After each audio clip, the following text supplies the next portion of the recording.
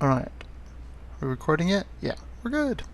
Okay, so this is our model, and so we're going to do the same exact thing we did for the Boxman for this character, and you can see it's still a bipedal character. So I'm going to, so I don't accidentally select her all the time, I'm going to create a layer and add her to it, and then template her so that I can't actually select her mesh. And you can see I'm in a front view. If I open up my grid, I'm on the 0, 0 there, and I want to make sure that my 0, 0 runs more or less through the middle of her, and we're pretty good. So you guys shouldn't have to adjust that. Okay, so now let's go into rigging mode and call up a rig and create our first joint. And our first joint I'm going to put right where her pelvis is. Somewhere right there. We're right where her hips are, actually. Now, there's where her spine will be. Somewhere right here. And I can't see my bones, so I'm going to go to joint size and scale that up a little bit. Great. I'm going to hit enter and name that one root. And now we can move on with the other stuff. So just like before, I'm going to create a leg here. One there for the hip, one for the knee, one for the ankle, and now my joints are huge, and one through the foot. And then I'm going to right view,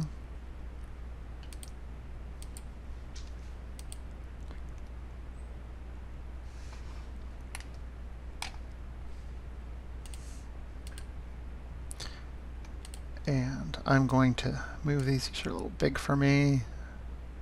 Display, animation, joint size. That's a better feel for me. So, how many of you guys know what IK and FK is? Anybody? Okay, animators, you should kind of know this. So IK stands for inverse kinematics, and FK stands for forward kinematics. So these bone systems, like they are here, are when I rotate them like that, that's called using forward kinematics, or I'm manually rotating these bones.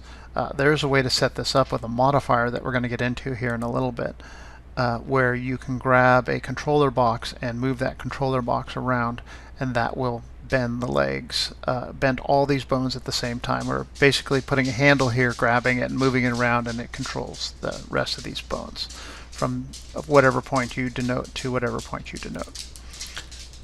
But for now, we're not going to worry about that, but we are going to set up for it. So the hip needs to be right in the middle of the body. But then in order to set up for IK, we need to bend this leg. If we left this leg straight, IK would have a hard time determining what direction to bend in. And we want to tell it. We don't want the legs bending sideways or rotating, backwards on accident. So we need to pre-bend these legs a little bit. I'm going to move the knee forward here to the knee, and I'm going to move the ankle back here like this to the middle of the foot. So if you look at this, my leg bends like that. Can everybody see that okay? Great. If I turn off polygons, you can kind of see there's a bend in it. Yeah, I did. I can see it bouncing. That's all right. It's always fun when you get like an hour-long video with no audio. All right, so now I'm going to take her foot here, and I'm going to move it into place here.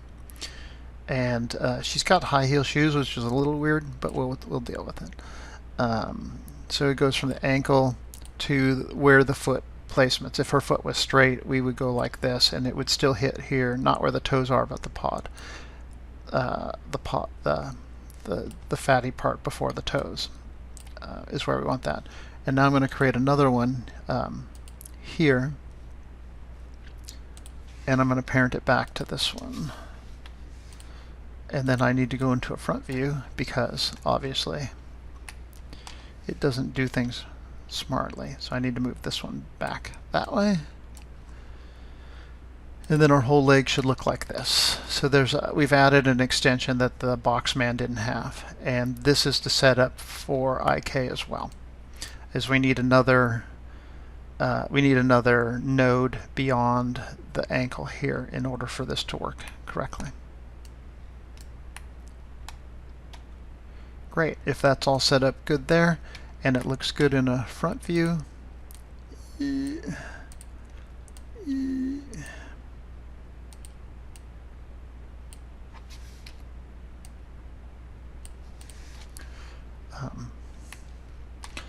Then we can take it and we can parent it back to our root object, hit P, and now we have our first leg. Of course, I didn't name anything, so we need to name this leg left, knee left, foot left, toes left. And you can call this one toes to left. If you leave something called joint, there's a chance that when you're creating more joints, it'll duplicate the name and then you won't be able to export it. So if you name everything, then you don't have to worry about that. The other thing I want to say is when we do our naming conventions, we always say what the object is and then the descriptor after it. So this is the leg and it's the left leg. You don't go L leg, you go leg L. Because when you go looking for it, you want to be able to tell what it is, and then you want an identifier after it. So I'm looking for the leg there, but if you're looking for the right L leg is okay to find because it's under L, but if you're looking for the right leg, then the other leg is going to be under R, and that's going to be way the hell down here in the hierarchy, and we don't really want that.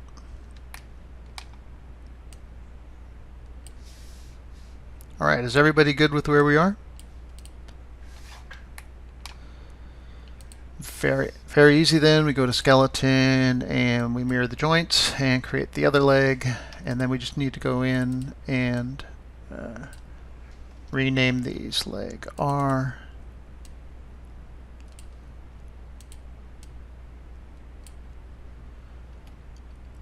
foot R, toes R,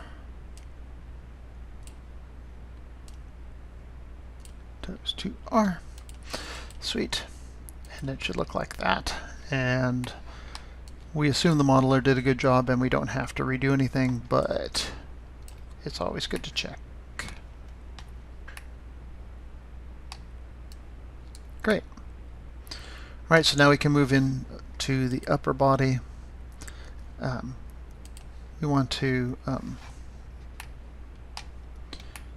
start here. And we don't ever want to attach this when we're just doing this part here, because we may need to move the entire thing around, and once it's attached, it's a pain in the butt. So just leave it loose for now, and we're going to create two spine things and a chest. So there's one, and then we're going to come forward with it like this, and then we're going to go backwards like this, right? So we're following the curvature of the body. And then we need one here, somewhere right here for the chest, and a little bit down. So the neck pivots here, so it needs to be here somewhere.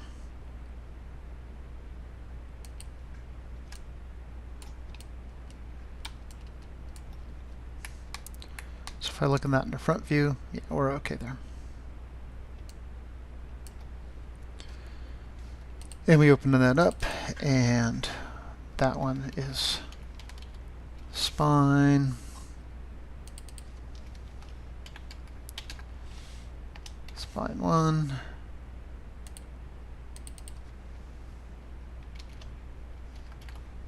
Chest. Chest 1. Great. And so let's do the head too. We're going to parent this back down to that one. So we can start here with the head, and we need the head to go up through the top of the head, right? Because this envelope needs to grab all this part here. Oh, and I accidentally connected it to it. I think we're okay. I didn't mean to do that. So then this becomes the neck. And that's the head.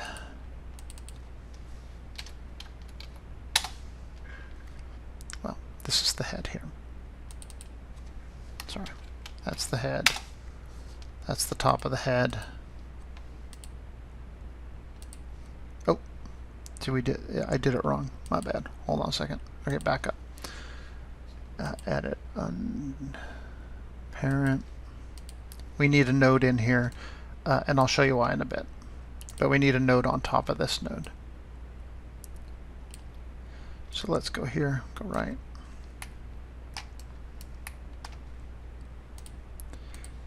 And we will make the neck. Just put it right here.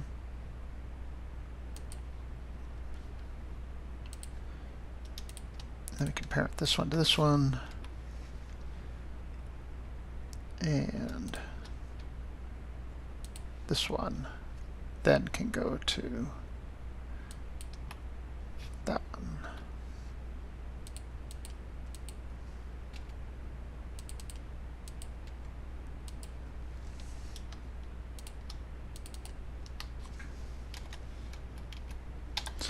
And just in case you found that confusing, here's spine, spine 1, chest, chest 1, neck, head, top of head.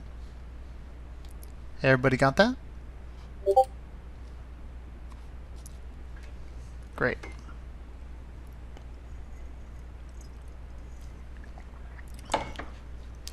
Alright, let's go to a front view. And we need to do the arms now and the hands. So we're going to do here where the arm bends. You want to start a little bit up near the, like if this is the middle, you want to go up a little bit.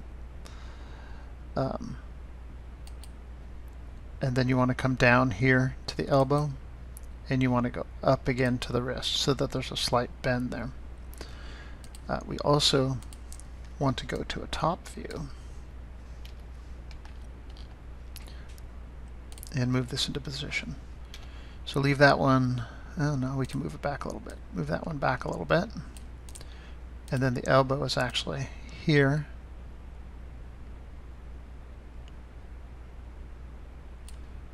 And then the hand is here.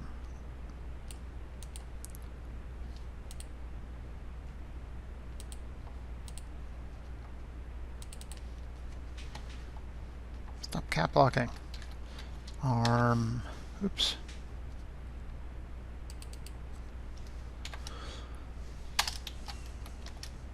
Arm left. Does everybody know what camel case is? Okay.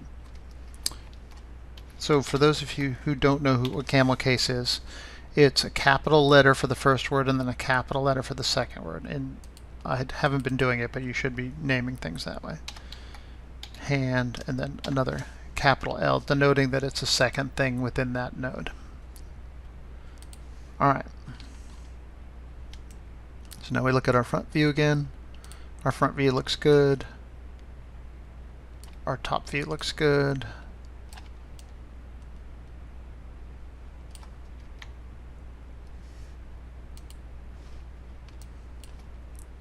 And if you need to see, and we're going to need this turned on like this here in a second, so let's just do it now. A helpful way to be rigging a thing is to be able to see where the outside of the mesh is, but also being able to see the bones. So if you go X-ray joints here, under shading, X-ray joints, you'll be able to see the bones inside the mesh. And we do this now because we're going to do the hands. So in the top view, we come up here and we're going to create some fingers. So I'm going to start with the middle finger here. 1, 2, 3, out the front. Enter. Okay, so this, by the way, put the fingers on the ground. So we need to bring those up.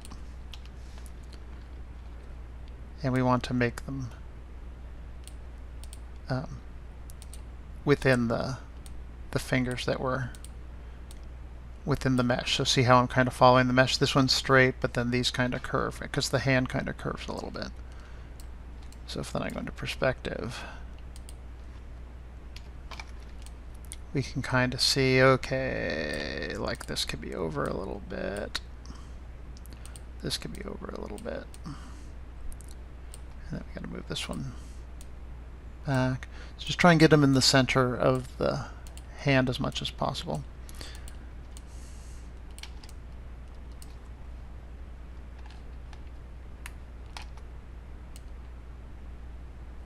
And these balls should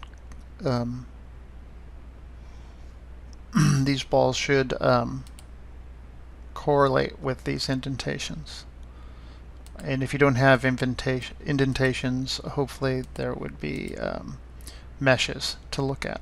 Generally, if there's these indentations, they've added, see how this is a big wide space, and then these three are really tight. They've added geometry here to support the bend on this hand. Alright. Well, I took it out of, I don't know, you probably saw me do that. I didn't say it though. So it was in template, and I took it out of template so I could see shaded mode. I turned on X-ray mode. I left it in R, which is reference mode, which means I still can't pick that. But it's okay.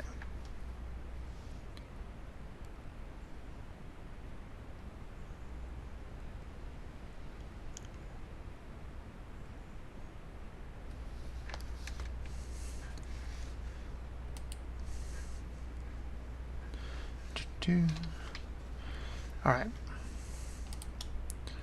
So I'm going to name this finger L.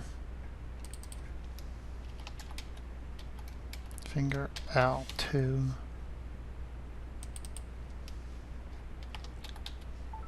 Finger L3.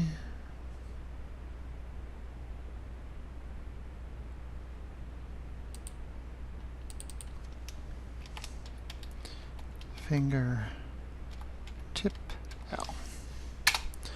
Right, and now I'm going to copy these. I'm going to go Control D, and I'm going to move it over.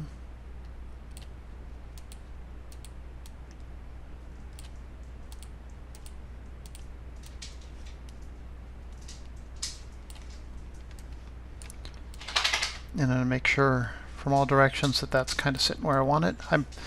I place it in top and then I check it in perspective. Control D, create another set.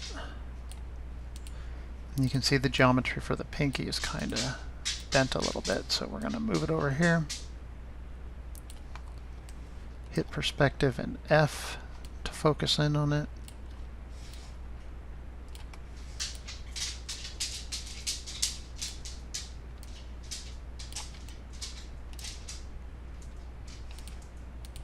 Perspective always lies to you, so make sure that you are looking at this in top view.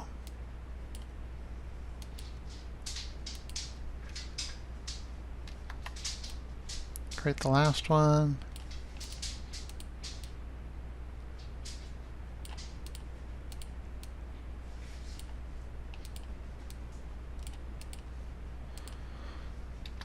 And one more for the thumb.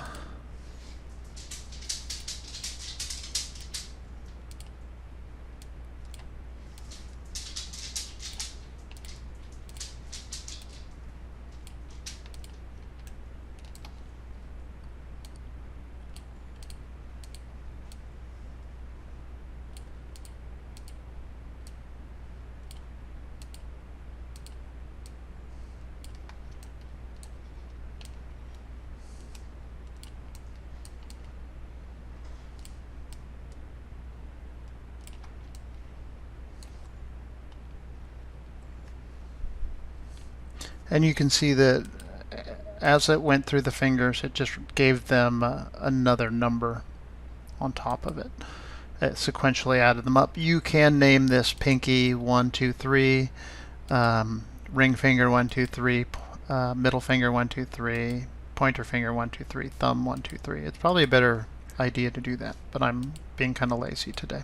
I don't want to spend all my time typing. Then I'm going to select all the heads of those and parent them back. So now our hand is attached to our arm.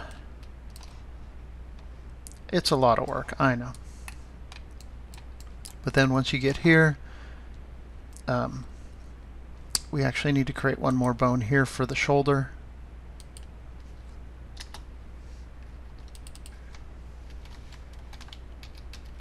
Shoulder L. And then we can parent this to this, and the shoulder to the shoulder to this one. We don't want it attached to the neck. We want it attached to the chest. So this one to this one. And the reason is that when we move the chest, we want everything to go with it. But when we move the neck, we don't want the arm to go with it. So, so now we can just take the shoulder here and we can go skeleton mirror joints.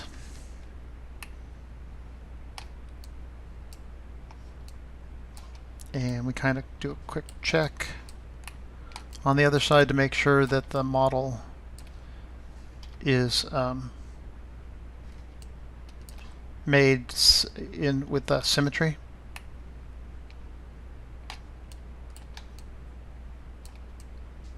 Because if not, those might be off and we might need to adjust them.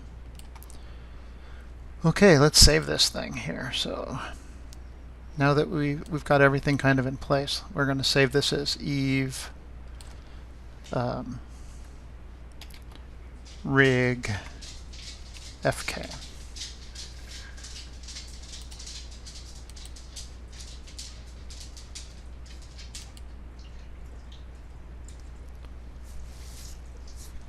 Anybody have any trouble so far with where we are?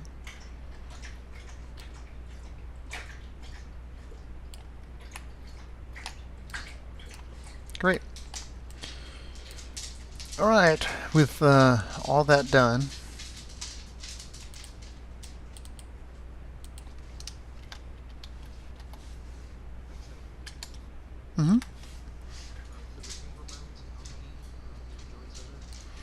so follow, generally you want to follow the mesh. So for our mesh, there's 3, right?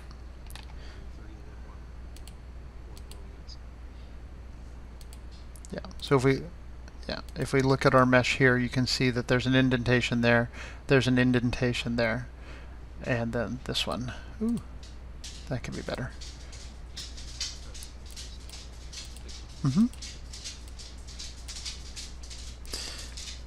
Sometimes in like a mobile game you'll only have 2. Sometimes if I'm being nice to you, I'll only make you do 2.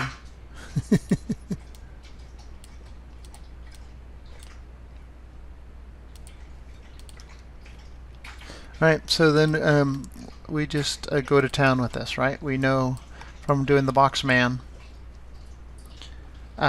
Yeah.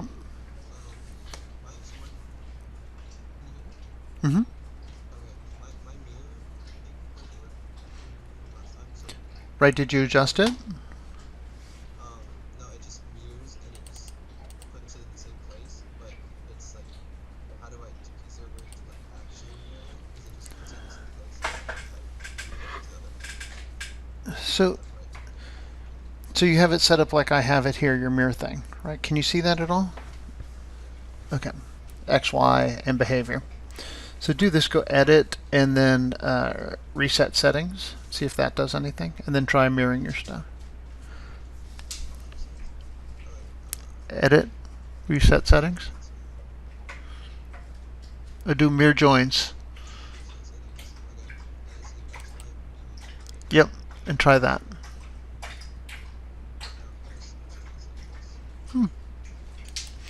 Not. Yeah, you can just, I would grab the shoulder and move the shoulder over into place and then rotate the arm over. I'm not quite sure what's happening. Do me a favor, double click on your translation, right? Your translation tool here. Double double click on that. What does it say here under axis orientation? Oh, interesting. I don't know what's happening. But yeah, no, well, it's strange because it has to be a global setting because. I used it with YZ and it worked. Oh, weird. Oh. All right, go with that. Maybe you built it in a side view. Although I gave you the file, it shouldn't be that way. Oh, maybe you're. Oh, yeah. Let's look at that. All right. Windows. Ready? Come with me. Windows settings and preferences. Preferences. What is it? Settings. Wow. And under world coordinate system, do you have y-axis as up? You do. Well, I'm out of things then. I was going to be all cool, but now, thanks, nothing here. So sometimes if you have it set to Z, then if you can switch it to the other one. Z up is for games. Y up is for regular crap. And now games, in the olden days, when engineers who didn't make characters were making video game engines, they decided to have Z up instead of Y. So Autodesk decided that Y was up, and that was a universal thing among all 3D softwares, that Y was up. Y is up. Max, Maya, Softimage, whatever, Y was up. And then the engines came out, and they're like, oh shit, we did Z up. Like, well, why the hell would you do Z up? It's like, well, I like Z better. Or like, literally, it was that. So forever in like Unreal and Unity and stuff, Z is up and Y is forward. I'm imagining that in the real world of engineering, like aeronautics and things like that, that Z is Z was what they used as up forever. When when programming NASA things and stuff like that, like in any kind of vector programming that was done, Z was probably up. And then Autodesk came along and they said, and they had somebody there from France or something where Y is up, and so they went with that. Anyways, if you're wondering why the two have different ups, it's caused much trouble. They've had to write entire programs to fix it. So not great, but This is why we can't have nice things. I know, right? It's like, A, talk to B, get this crap. We just want to work with it. We don't want to have to.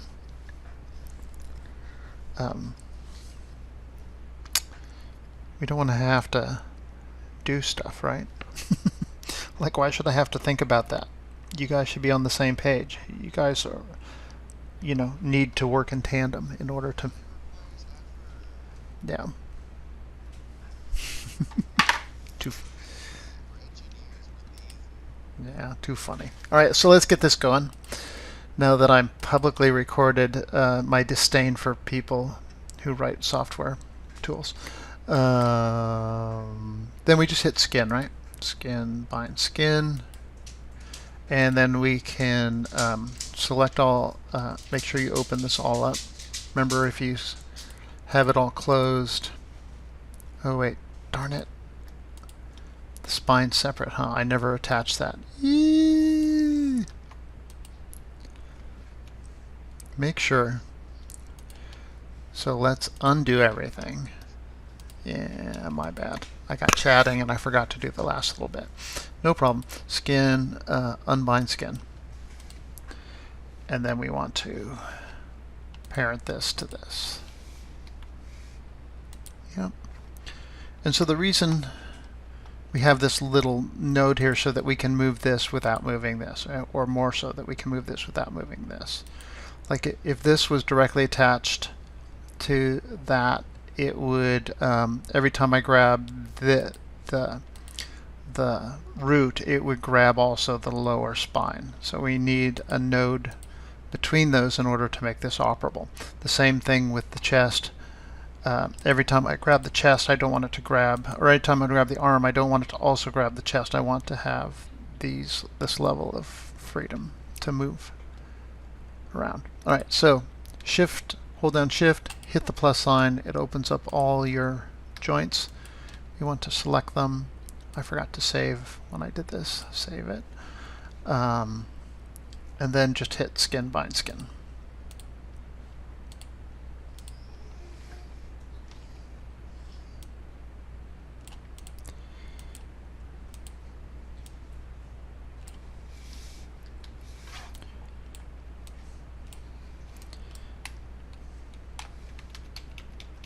Oops, sorry, I forgot something. Select all your joints, blah, blah, blah, blah, on frame 0 or frame 1 or whatever, and hit S so that we set a key there in the bind pose. And then we can go out to frame 25 or something and then start moving it around so that we can do a test. So every time you do this kind of rigging, you need to do a test to make sure that it works. So you need to move every single joint out and see what's going bad. And obviously there's a lot of stuff here happening that we don't like. And make sure that you rotate all this stuff around so that when you go to do weight painting, you can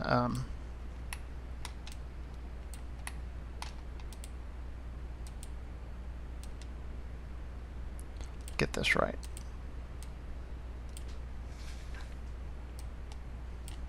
Not too bad.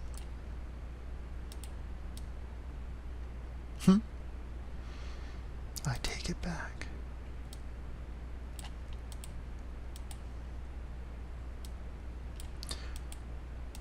So this is called the stress test animation. And it's something all riggers have to do, where you want to test your character before you hand it over to the animators to make sure that it doesn't fuck up. Sorry, doesn't mess up. We're on the air, no swearing on the air.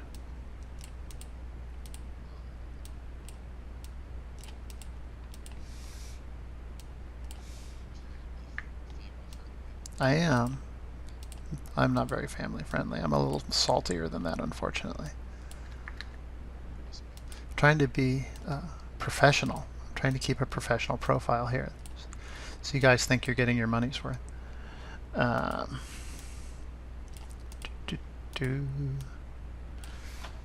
Alright.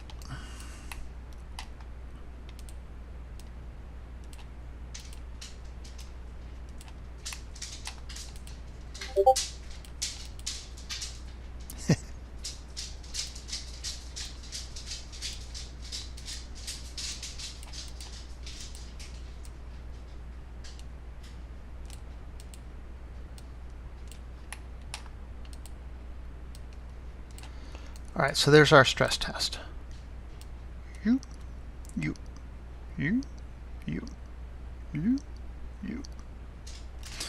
Obviously, we have a lot of weight painting to do.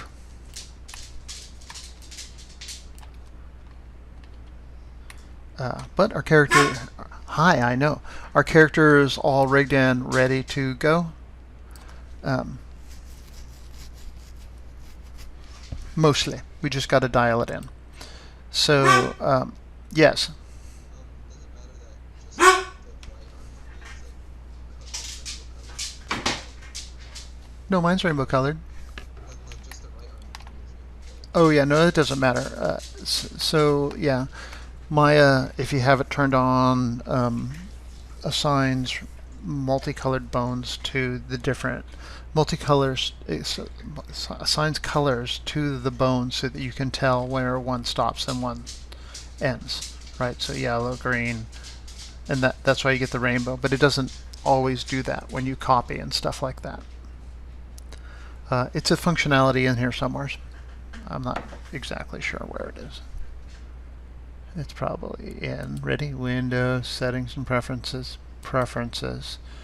settings,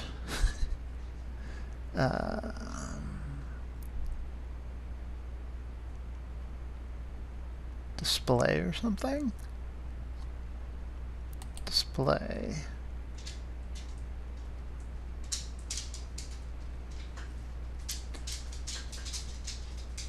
No. Well, I'm sure you could look it up on the internet. Anyways, it doesn't really matter. It's a nice function, but it's not a must-have.